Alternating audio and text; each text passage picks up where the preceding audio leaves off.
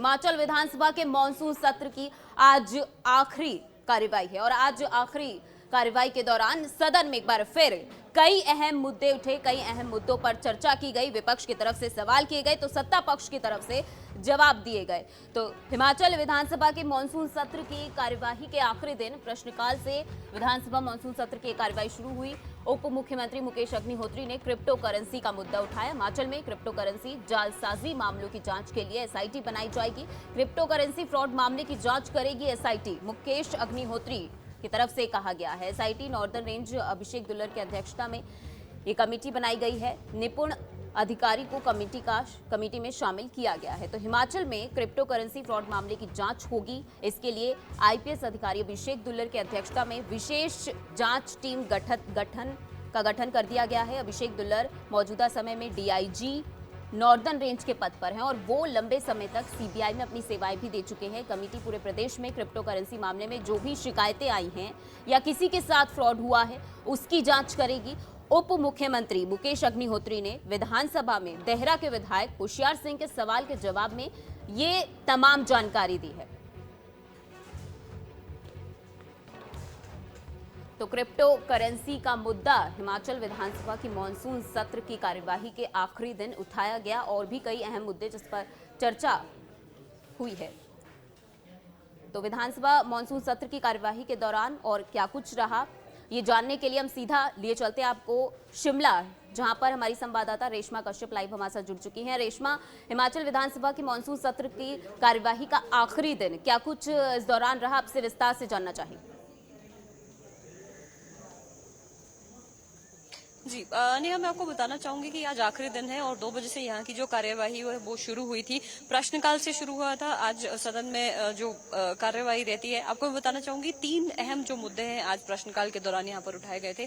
पहला था crypto currency को लेकर, दूसरा था हिमाचल प्रदेश में जो आबकारी नीति है उसमें बदलाव किए गए उसको लेकर, और तीसरा था हिमाचल प्रदेश में जो लगातार नशे का जो कारोबार बढ़ रहा है उसको लेकर। सबसे पहले मैं बात करना चाहूंगी कि जो क्रिप्टो करेंसी को लेकर जो सवाल है ये देहरा के विधायक है होशियार सिंह आजाद प्रत्याशी, इनकी ओर से उठाया गया था कि हिमाचल प्रदेश में इस तरह के मामले देखने को मिल रहे हैं कि क्रिप्टो करेंसी के चलते लोगों को ठगा जा रहा है।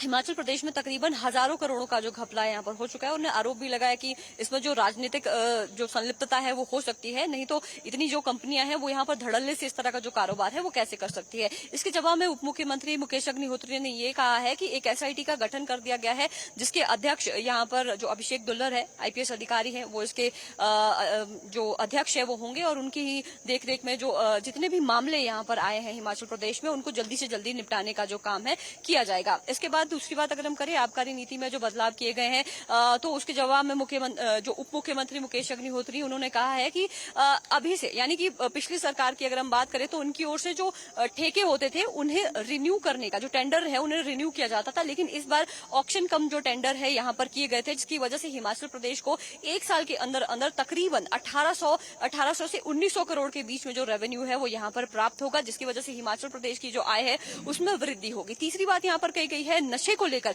राजेश धर्माणी है, उनकी ओर से एक सवाल उठाया गया था कि हिमाचल प्रदेश में दूसरे जो देश है, अफगानिस्तान की बात की जाए, पाकिस्तान की बात की जाए, वहां से जो नशा है वो हिमाचल की ओर आ रहा है और हिमाचल प्रदेश के जो जनजातीय क्षेत्र है वहां तक नशा पहुंच रहा है, जिसकी वजह से हमारी जो युवा पीढ़ी है वो यहाँ पर खराब हो रही है। तो मुकेश अग्निहोत्री ने इस बारे में ये कहा कि एक प्रस्ताव यहाँ पर केंद्र सरकार को भेजा गया है जिसमें ये यहाँ पर जरूर आग्रह किया गया है केंद्र सरकार से कि अगर 5 ग्राम से कम भी अगर चिट्टा प्राप्त होता है तो उसको लेकर भी यहाँ पर जो बेल है वो नहीं मिलनी चाहिए। इस तरह का प्रावधान यहाँ पर किया जाए ताकि जो नशे का कारोबार हिमाचल प्रदेश में लगातार बढ़ रहा है उस पर कहीं ना कहीं जो अंकुश है वो लगाया जा सके। जैसे ही प्रश्नकाल खत्म हुआ उसके बाद नेता प्रतिपक्ष जयराम ठाकुर की ओर से पॉइंट ऑफ ऑर्डर के तहत आज जो प्रदर्शन यहाँ पर किया गया था विधानसभा के बाहर भाजपा की ओर से, क्योंकि हिमाचल प्रदेश में तकरीबन 9 महीने हो चुके हैं कांग्रेस की सरकार को बने हुए और जो चुनावी गारंटियां हैं वो अभी तक पूरी नहीं हुई हैं, उसी को याद दिलाने के लिए बहुत एक बड़ा प्रदर्शन यहां पर विधानसभा के बाहर किया गया था। तो उसके तहत उन्होंने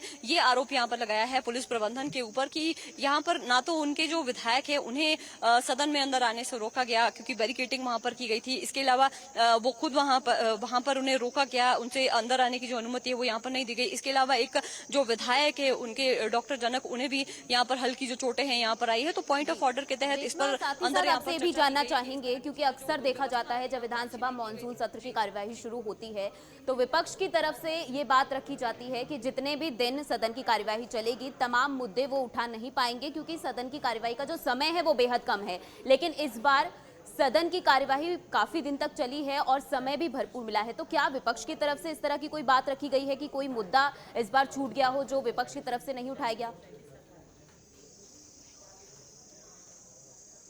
जी मैं आपको बताना चाहूंगी कि विपक्ष का ये आरोप है कि बहुत सारे ऐसे मुद्दे हैं या फिर सरकारी विभागों से संबंधित ऐसे मामले हैं जिसको यहाँ पर इन्होंने आरोप लगाया है प्रदेश सरकार के ऊपर। यहाँ पर सेक्रेटेरिएट की तरफ से जो विधानसभा सचिवालय है इनके ऊपर एक प्रेशर जरूर यहाँ पर एक रखा गया है इनके ऊपर कि जो सवाल है उन्हें आगे पीछे किया जाए ताकि सेशन खत्म होते होते उन जो महत्वपूर्ण सवाल है जो विपक्ष पूछना चाहता था उन तक सरकार जवाब ना ही दे। तो इस तरह की चीजें उन्होंने कही है कि बहुत सारे जो मुद्दे हैं जनता के वो यहाँ पर छूट चुके हैं। और हिमाचल प्रदेश में आपदा के समय में जिस तरह का जो काम यहाँ पर किया गया है, बंदर बांट यहाँ पर की गई है, अपने लोगों को फायदा पहुंचाया गया है। इसके अलावा जो हिमाचल प्रदेश में बेरोजगार विधानसभा सत्र की कार्यवाही के दौरान उठाए गए लेकिन कई मुद्दे विपक्ष की तरफ से कहा जा रहा है कि रह गए हैं जिनको वो उठाना चाहते थे। फिलहाल तमाम जानकारी के लिए बहुत बहुत धन्यवाद रेशमा।